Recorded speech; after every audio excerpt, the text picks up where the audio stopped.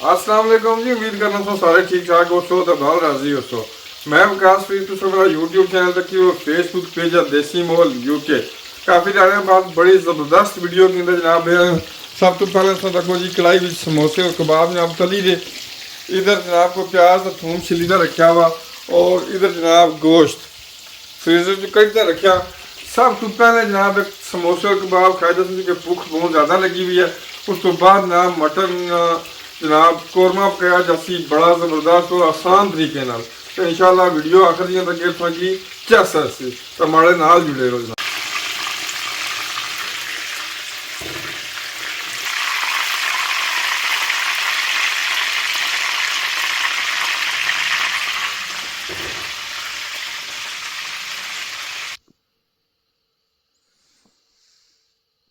लो जनाब प्याज और थूम जनाब रेडी हो गया बिल्कुल। इधर जनाब गोश्त चढ़ाया ये भी हांडी बिच बही छोड़िया। हूँ जनाब ये आ जी कि गैस लाने और प्याज और थूम जनाब हांडी बिच बही। तो उस तो बाद जनाब इस जड़े मसाले को ऐड करसा टमाटर शटर ये वो लून मर्चा बनिया बेसन ना। तो उस तो बाद जनाब कौरमा बनसी बड़ा ज़बरदस्त। मैं थोड़ा कि 1 मिनट ही मिला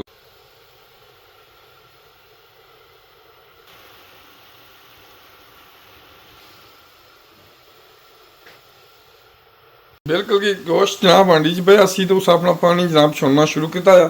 इधर जनाब असा कट्टे टमाटर नमक कश्मीरी बसार और ये मिक्स मसाला जनाब इस जीरा दारचीनी इलायची काली मिर्च वगैरह मिक्स हैं।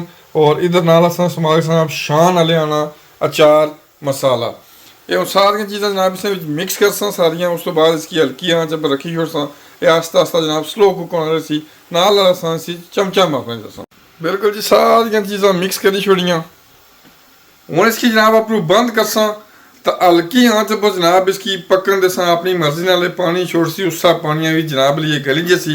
आखिर पर जब फिर थोड़ा कुकिंग आयल बही तो इसकी जनाब लिए तड़का लाई गिना जैसी। तो फिर माना क्या ही बात होसी अज। बाकी है अजी कि जनाब हांडी साड़ी कौरमा तो तैयार हो रहा लेकिन मौसम जड़ा ना अज बाहर बहुत चस लाया आ तको जी। एक दफ़ा फिर जनाब अज सर्दी जनाब अटी तो बड़ा जनाब ली ना प्यारा खूबसूरत और दिल फरेब मौसम जनाब ली। दिल करना जी कि खड वया जनाब ली तो बाहर बंदा बेड़ जाई तो बस सही जा जनाब इं ढिली जी करी दें जी। तको जी कि कितना ही प्यारा जनाब ली है जी सोना क्या ही बात है। ये मेरे भाई ने जी अहमद रजा और आने जी क्या बात है मलिक जी सुने हैं जी। तो तुसा वास्ते जनाब ये आ कि शेर के बाग बहारां ते गुलजारां बिन यारां किस कारी बाग बहारां ते गुलजारां बिन यारां किस कारी यार मिलन दुख दूर हो जावन तो मैं शुक्र करा लख वारी। काफ़ी देर जनाब इसकी मैं लो पर लाई रखा हाथों तक ही सकें जी कि हांडी भी जनाब इस अपना पानी गोश्ता छोड़ा और उस गोश्त पानिया बिच जनाब लिए कुक हो सी। हूँ जनाब वक्फे वक्फे जिसकी चम्मच जड़ी है ये चलानी पेसी।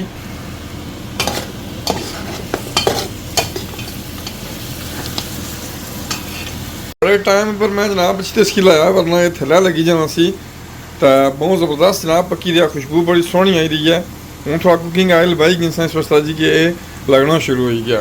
बड़े जनाब टाइम पर मैं आया वरना जनाब गोश्त थैला लगी जाए तो सारा प्रोग्राम जरा वो फिर ख़राब हो जाए।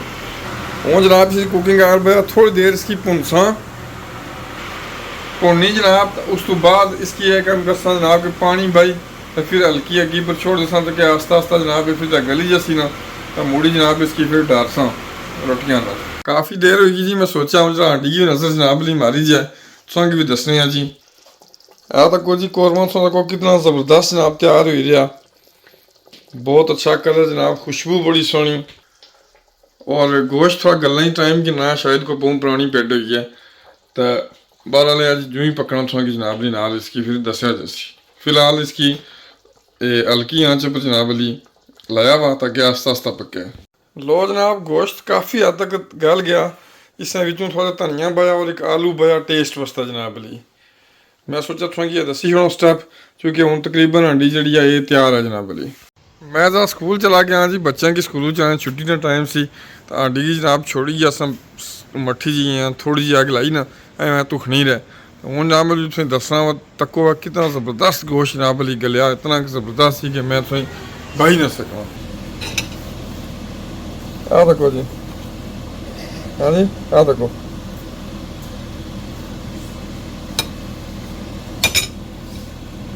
ये देखा ये देखो